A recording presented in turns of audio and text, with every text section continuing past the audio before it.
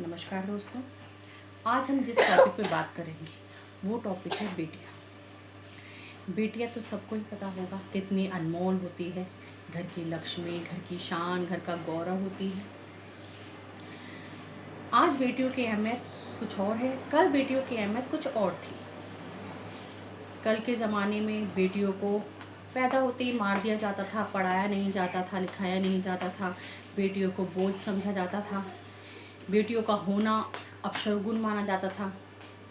लेकिन आज 80% चेंज आ चुका है बेटियों के लिए।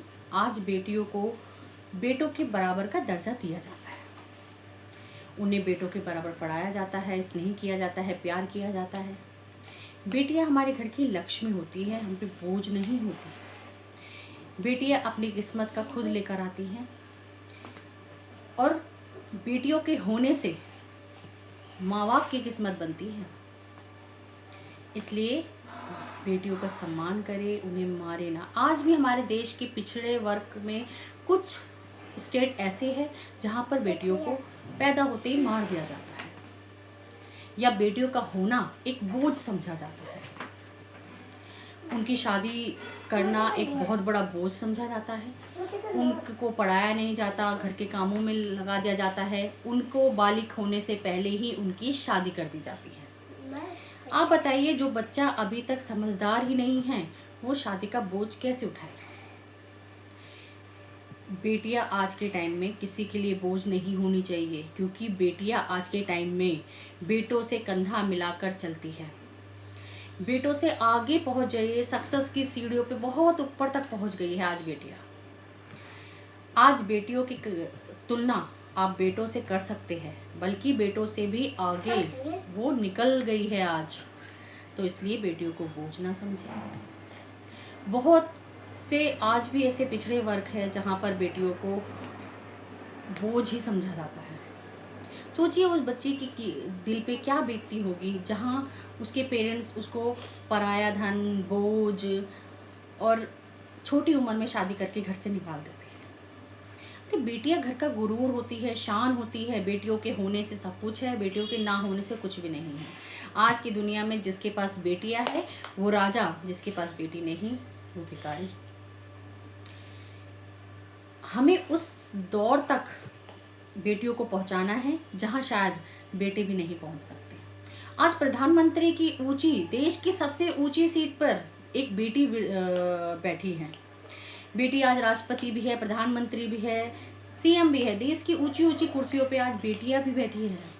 तो आप बेटियों को कम कैसे समझ सकते हैं?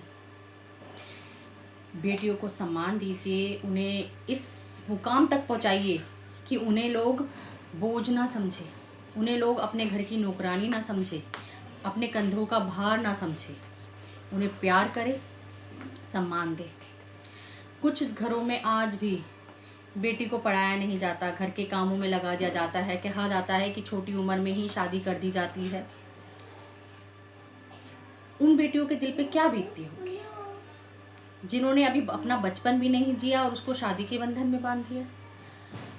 वो अपने घर में भी बोझ कहलाती है, ससुराल में भी बोझ कहलाती है। अपना घर भी उसके लिए पराया है, ससुराल भी उसके लिए पराया है। इस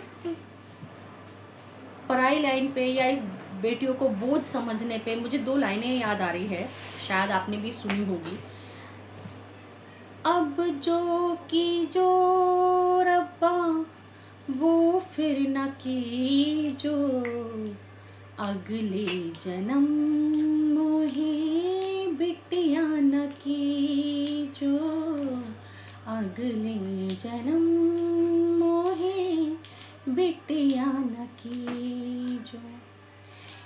ये लाइन वही बेटी बोलती है जिसको लगता है कि उसके घर वाले उसे बोझ समझते हैं, उसको वो सम्मान, रिस्पेक्ट नहीं दी जाती है जो एक बेटों को दी जाती है। क्यों? अगर आप बेटों के बराबर बेटियों पे भी ध्यान देंगे तो आज आपके बेटों से आगे निकल जाएगी आपकी बेटियां। आज के दौर में मैं मानती हूँ कि बहुत लोग आज के जनरेशन के हिसाब से बदल चुके हैं, आज के टाइम के हिसाब से बदल चुके हैं। आज अगर किसी के पास एक बेटी है तो वो बेटों की लालसा नहीं करते। आज बेटियों को भी उतना ही रिस्पेक्ट दिए जाते हैं, लेकिन मैं ये बात उन लोगों के लिए कर रही हूँ जो आज भी बेटियों को बोझ समझते हैं, उन्हें पढ़ाते नहीं हैं, उन्हें लिखाते नहीं हैं।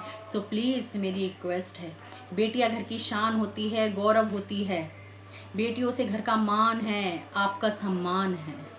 इसलिए बेटियों को पढ़ाइए, लिखाइए, उसको उस लेवल तक पहुंचाइए कि लोग उसे देखने ना आए, वो लोगों को देखने जाए। लोग उसको आपके नाम से ना जाने, आपको उसके नाम से जाने। मेरी बस आपसे यही रिक्वेस्ट है कि प्लीज़ बेटियों को प्यार दीजिए, सम्मान दीजिए, उन्हें एक लेवल तक पहुंचाइए, उन्हें इंडिपेंडेंट बनाइए, ताकि वो किसी के ऊपर डिपेंड ना रहे। सो ये बस मैं यही लाइनें कहूँगी कि बेटियों को प्यार, मोहब्बत, सम्मान दीजिए, ताकि वो उम्र भर आपके प्यार का सम्मान करे, आपका सम्मान करे और जीवन में खुश रहे। नमस्कार।